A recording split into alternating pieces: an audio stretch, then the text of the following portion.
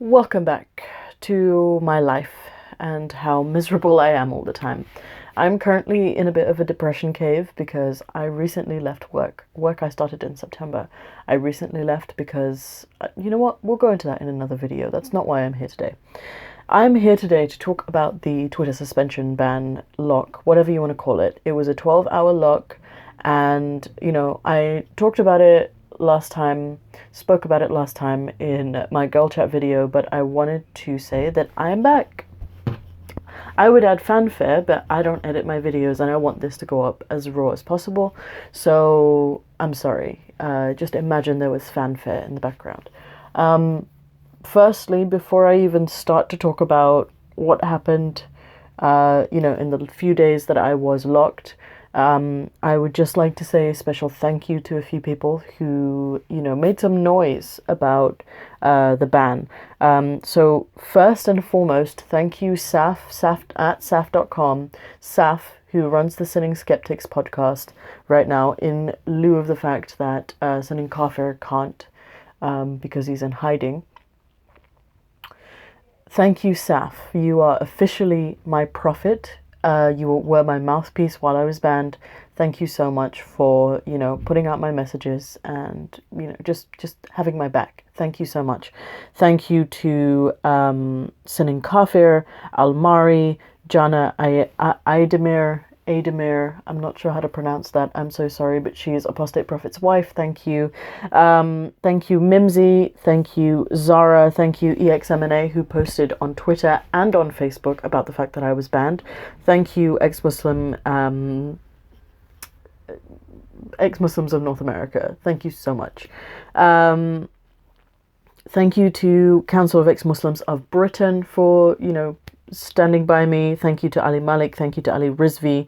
Thank you to Zach Al-Rayas. Thank you to Halima Salat and Heretical Ray, both of whom were in the fray with me while all the Twitter hate was going down in Muslim Twitter. So thank you all to you guys, and thank you to everyone else who spoke about me. I couldn't get every single one down. After I came back, I had way too many notifications to go through. Many of them were still hatred towards me and Halima and Nick. So it's been a wild couple of days without Twitter, and I just wanted to say a special thank you to those people because I know that they, spoke out on their platforms, and that's, I'm very grateful for that. So thank you. So I'm back, and I wanted to explain my reasons for doing so. No, Twitter did not, view my appeal. They didn't respond to my appeal in the slightest. I was told that I could be restored within the hour. I was told by Twitter that it would take 1 to 2 days. It had been 5 by the time that I had decided to delete my tweet and restore my account. And I've heard some real horror stories about the Twitter appeals. So what I learned about it is that Twitter was sending me messages about tweets that I had reported because I had received so much hate over the course of 2 days. And I don't usually report hate comments because I'm a libertarian. Like, I believe that people should be able to say whatever they want. So I don't typically report tweets, but the death threats and the sexual harassment and targeted harassments, I did report those because I feel as though that's a bit too much. And I reported those, and Twitter would respond to me saying that they found nothing wrong with those comments, whatever. But, they weren't responding to my appeal. So, and they have the same email address. So I didn't really understand what that was about. Why was it that Twitter wasn't flagging up these actual hate comments, death threats, all those things, targeted harassment, people telling me that, people quote tweeting me and telling their following to mass report me, which is what happened. And Twitter would not handle those, but for some reason I was on lock because I drew a picture of Muhammad. And in the text of that tweet, there was no profanity, no aggression towards anyone. I just said that I drew Muhammad and I have reasons for why I drew him. And that tweet was, I'm assuming, mass reported and then, flagged, and I was forced to delete it to reinstate my account. But I heard some horror stories. A user by the name of DN or Diana Tay on Twitter, her main account got completely suspended because she was mass flagged by Malay Muslim Twitter, which is a whole barrel of crazy. Like that, I'm so glad that I did not, for the most part, come in contact with them because they are insane. But her main account was completely suspended for almost no reason, and that was in July. That was 3 months ago.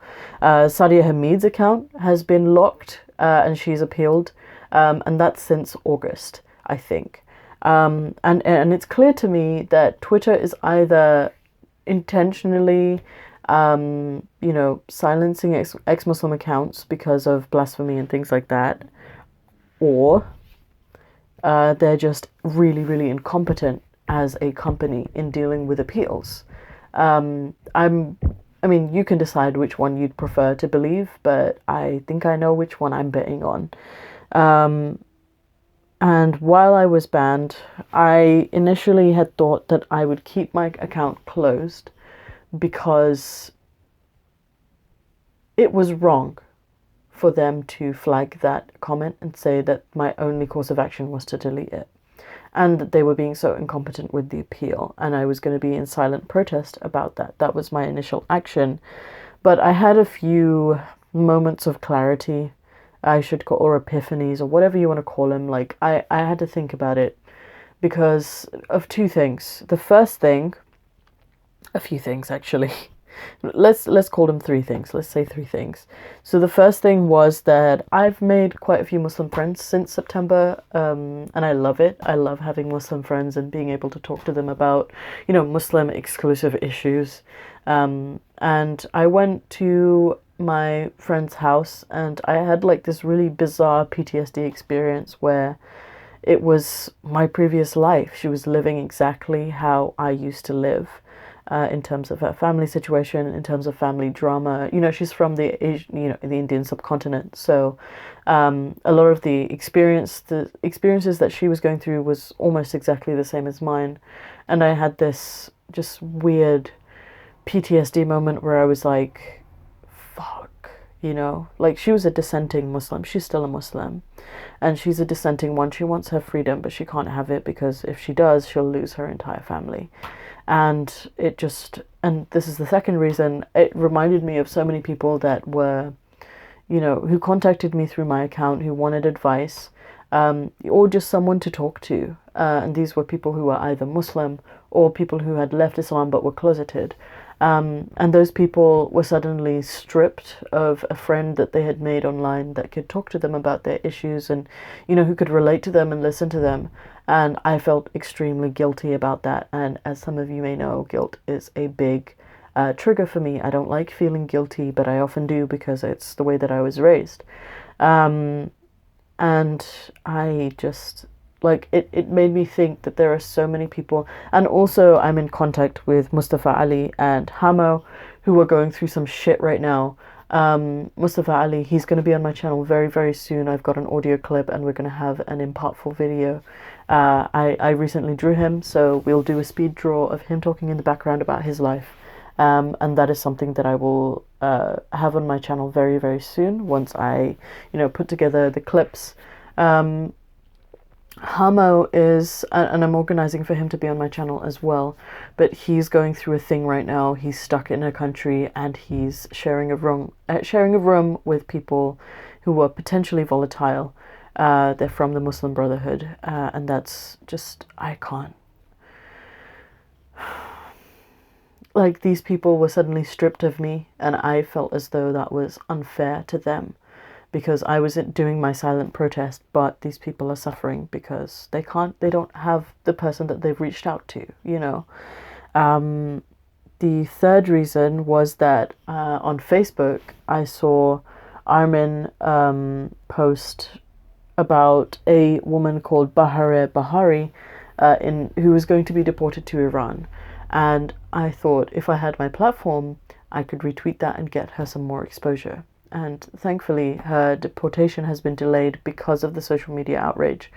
But I thought, how maybe if I didn't put my voice out there, maybe this girl would have been lost among so many others who get lost because of it. It's such a strange place that I'm in, because for a long time I didn't consider myself an activist, and I am, and I feel that that's strange because I'm 24. I feel like activist is, it's something that people, 24-year-olds don't get involved in, and I'm also a 24-year-old ignoramus. Like, I'm an idiot. I shouldn't be involved in this world, but I am so intrinsically linked to it because of my account on Twitter. It's my biggest platform. I now have 3,000 followers. Thank you for that, by the way. I did not have that when my account got locked. But I'm so intrinsically linked to it now, and it's weird for me. It's weird for me to feel as though this is something that I need to do. But it is something that I need to do because it's something that I feel really strongly about. And it sounds silly. It sounds really silly, but people are dying for this. People are dying just to be able to be themselves, to be able to talk about what they want and believe what they want. People are dying for that, and that's such an alien concept to me, because I live in a place of privilege. I live in the UK, and I've always been able to do that. And I was in a weird place deleting my tweet because I really felt like I needed to protest about it. And I think the reason that I felt as though I was justified in deleting my tweet, which was honestly a gem of a tweet, but I mean, it's not lost from the world. The video still exists on YouTube. I felt bad about doing it is because people are fighting for this. People are protesting about this. But I've remembered that when I was a closeted Muslim, there were rules that I had to follow, and this is very reminiscent of that, certainly to a much smaller degree. This is online. It's completely, I could fade out of online tomorrow if I just deleted my account.